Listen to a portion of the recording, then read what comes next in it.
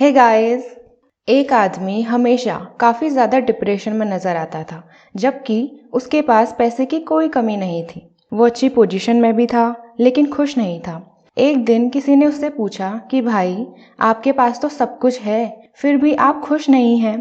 उसका कहना था कि इन मटेरियलिस्टिक चीज़ों का क्या करूं, जब इन रियलिटी मेरे पास कोई भी इन चीज़ों को बांटने वाला, कोई भी प्यार करने वाला नहीं है।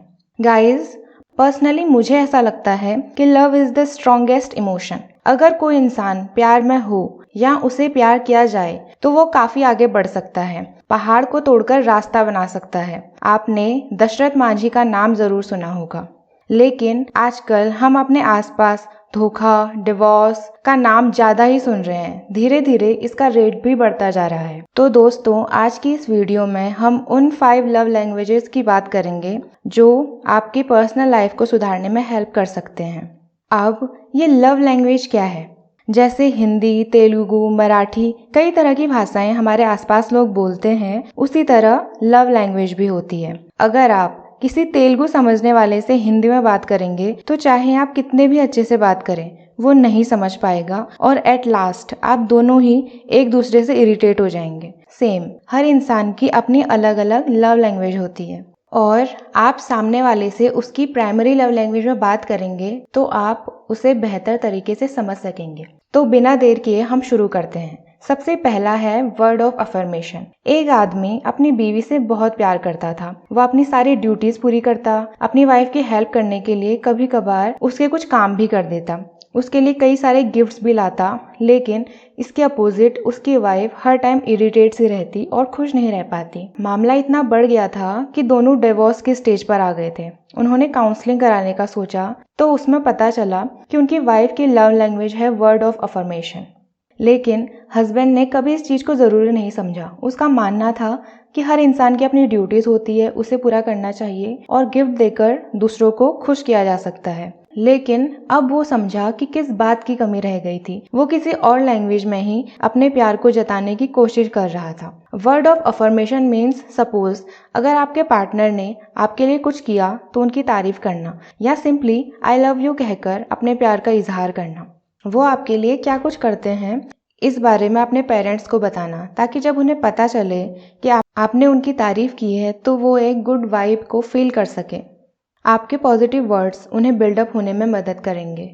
सेकंड लव लैंग्वेज है क्वालिटी टाइम। अगर किसी की लव लैंग्वेज क्वालिटी टाइम है और आप उनसे कहें कि आज वो अच्छे लग रहे हैं या कोई गिफ्ट देकर अपने काम पर चले जाएं, तो इससे आपको लगेगा कि वो खुश हैं, लेकिन अंदर ही अंदर उनका लव टैंक खाली रहेगा। हर इंसान का अपना एक लव टैंक होता है जिसे आप उनकी लव लैंग्वेज को समझकर फिल कर सकते हैं। सेम, जिनका लव लैंग्वेज क्वालिटी टाइम है, उन्हें आपके गिफ्ट्स या वर्ड्स से उतना ज़्यादा फर्क नहीं पड़ेगा। ऐसे लोग चाहते हैं कि आप अपने दिन भर का कुछ वक्त उन्हें दें, केवल उनसे बात करें और उनके साथ टाइम स्पेंड करें। हमारी थर्ड लव लैंग्वेज है रिसीविंग गिफ्ट्स। गिफ्ट्स मिलने पर हम में से मैक्सिमम लोग बहुत खुश होते हैं। आप सोचिए, जिनकी लव लैंग्वेज ही रिसीविंग गिफ्ट्स है, उन्हें कितनी ज़्यादा खुशी मिलती होगी। इसलिए हर टाइम नहीं, लेकिन जब भी आप ऐसे पर्सन से मिलें, उनके लिए कोई गिफ्ट ज़रूर लेकर जाएं। इससे उन्हें लगता है कि आप उनके बारे में सोचते हैं और गिफ्ट्स को देखकर वो भी आपको याद करेंगे। गिफ्ट ज़रूरी नहीं है कि बहुत महंगा हो। आप कुछ कैंडीज़, कोई फ्लावर्स या कार्ड भी गिफ्ट कर सकते हैं। और अगर फाइनेंशियल कंडीशन अच्छी है तो आप महंगे गिफ्ट्स भी दे सकते हैं। इससे आपके रिलेशंस स्ट्रॉन्ग बनेंगे। हमारी फोर्थ लव लैंग्वेज है एक्ट ऑफ सर्विस। कुछ लोगों को आप गिफ्ट दें, तारीफ करें, इस बात से उतनी खुशी नहीं होगी जितना आपका उनके काम में हाथ बटाने से।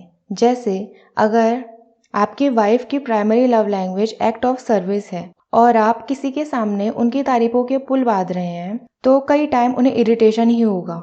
उन्हें देखकर हमेशा यही लगेगा कि कितना थक चुके हैं। इसलिए जब भी ऑफिस से आप जल्दी घर आएं, कभी डिनर बनाने में, कभी घर की सफाई करने में, डिश वॉश करने में उनकी मदद करें या कभी बिल्स भरने में, बच्चों को पढ़ाने में मदद करना। इससे उन्हें भी अच्छा लगेगा और उनकी लैंग्वेज में उन्हें लव मिलेगा। हमारी फिफ्थ लव लैंग्वेज है फिजिकल टच। इस लव लैंग्वेज को गलत तरीके से ना लें। जिन लोगों की लव लैंग्वेज फिजिकल टच होती है, वो चाहते हैं कि उनका पार्टनर उन्हें हग करे, हाथ पकड़कर उनसे बात करे।